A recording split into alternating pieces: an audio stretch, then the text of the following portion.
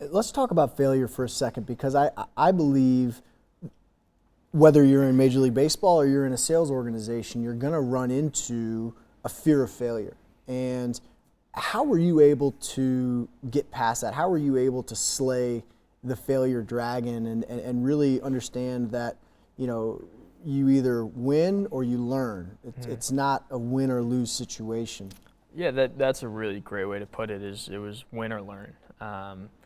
And I was kind of bound up and tight and not being myself and trying to figure out the ropes, because I'm in a clubhouse with guys who have won World Series, that are making a killing, that have achieved everything that anybody who plays the game wants to do, and so you're kind of a little intimidated. Mm-hmm. And so I wasn't able to be myself. I was a little afraid of the feeling that I would have when it's over, saying, oh, I got to play in the big leagues for a day. That was always my goal, and when that happened, I was satisfied with it. But then 3 days go by, 5 days go by, 10 days go by, and the expectations, goals, and dreams start to shift, right? So you want to be in the big leagues for as long as possible. So I was scared to have that conversation, for someone to say, hey, it's over. So when I got called into the manager's office in Milwaukee and got optioned, then I didn't get optioned. And then I'm in this limbo, and I look back all in and a I 20-minute period. Right. It's like, go take a shower. Oh, okay, I'm getting optioned. Oh, God. Hey, I'm back in the lineup. Like, head spinning, not knowing where I am. Right. And then all of a sudden I realized that that's what I was scared of. And it didn't hurt, Right. didn't sting. It was a sense of release. It was reality hitting you in the face, and then you being able to take the blow and say, oh, I can roll with that. No That's big right. deal. And That's right. then we just kind of went forward from there, and then started to play at my ability, because I didn't have that holding me back. Yeah, and play at your ability you did. 4-game series with the Rockies was next on the schedule, and, you bat .450, couple home runs. Now we're cooking. Here's the payoff to Yastrzemski. Then, that one is well back there. He hit it there. And the Giants take the lead. So 2 home runs here in the third as Yastrzemski knocks out his 14th of the year, and the Giants lead 2-1. Now it's 4-2 Giants. That one is hit well. Deep left center field. Way back there. Goodbye! That is a spectacular home run. Yastrzemski has done it again. It's his second of the night, and the Giants now lead 6-2. Deep. Way back there. It's onto the balcony. Number 3 for Yastrzemski. Wow. That was a spectacular home run. It's 25 feet above the ground to that balcony. His third home run of the night, and the Giants take the lead. He hit it out over the pool, and the Giants taking the lead. It's 10-9. I don't believe it. That was over the 413-foot marker. That's a graveyard. He was just sitting on fastballs and licked his chops when that ball came in about belt high. It's 106 miles an hour.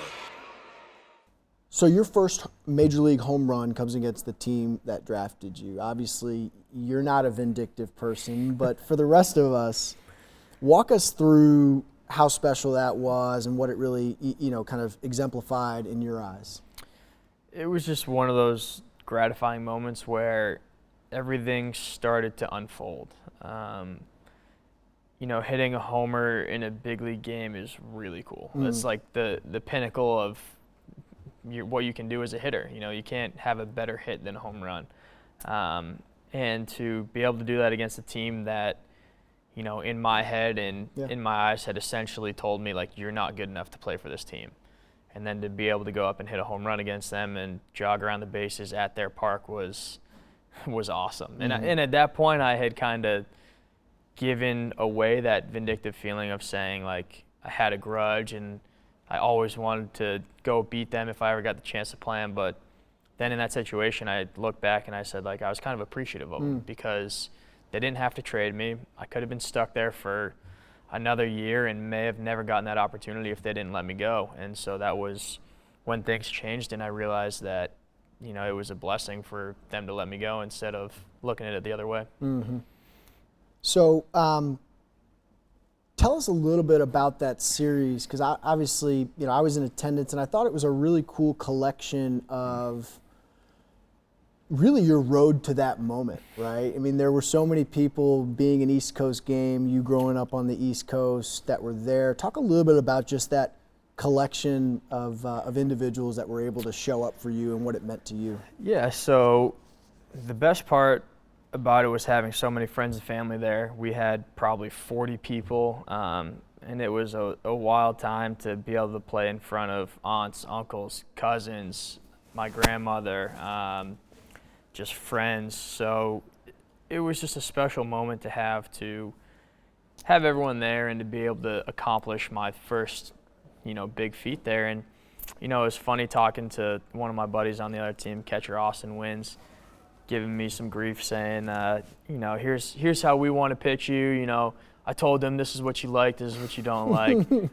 So the networking aspect in baseball is pretty nice too. Yeah. But then I had another buddy, Johnsy, who had one of those feelings, you know, relates back to And Johnsy Vandy. played with you at Vandy, right? Yep, 3 years at Vandy. And, you know, it was one of those moments where he had a feeling and was talking to you guys and said, like, I got to go. He's going to hit a homer. And everyone's like, what? And he's just, like, gone. And he still got the video. He was out in right field. And, you know, there's a big wall in Camden. And he went around the wall into the other section. And he just had a feeling that's where it was going to be. And sure enough, the ball lands like 5 rows right in front of him. And Johnsy goes down and gets the ball. So it's one of those things where your boys are going to have your back. And, and that's what Johnsy did, and that's what I learned at Vandy. And it was ultimately a full circle of where, starting from that Vandy moment, getting to the big leagues, ending up at that Vandy moment with Johnsy out in the outfield for that. That's cool. Your whole career, you've been a 4-tool player, right? And for those who don't know, the 5 tools of baseball, you've got speed, you've got hitting for average, you've got fielding, and arm strength. And all of a sudden, you know, you've broken a Giants rookie record that dates back to 1972, hitting 21 homers on a short season. You're a power hitter now, right? What's changed? Is it something that you just all of a sudden figured out, or is it something that you really, you know, all of the kind of previous work that you put into this has now materialized and is humming? A lot of the previous work came into it because you have that hard frame where you have those skills that you need to be good in general. So your hitting technique, your basic strength, all these things that essentially have a limit that you try to get to. But the thing that I think helped the most was never being accepting of where I was and with my swing, and saying that, like, there's always something new to learn and there's always something else to understand, and not being satisfied with good. Like, I wanted my swing to be great, and whatever that entailed, there wasn't a hard definition of great. It was, I just want it to be better than it was yesterday. So I think by being open and being willing to learn more, even on the things that, you know, maybe weren't comfortable for me at first, where I didn't know if I believed in it until I tried it. And then when I continued to try, going down the trial and error road, and I eventually molded into where I was this year, and it was just a result of the hard work and the willingness to try something new.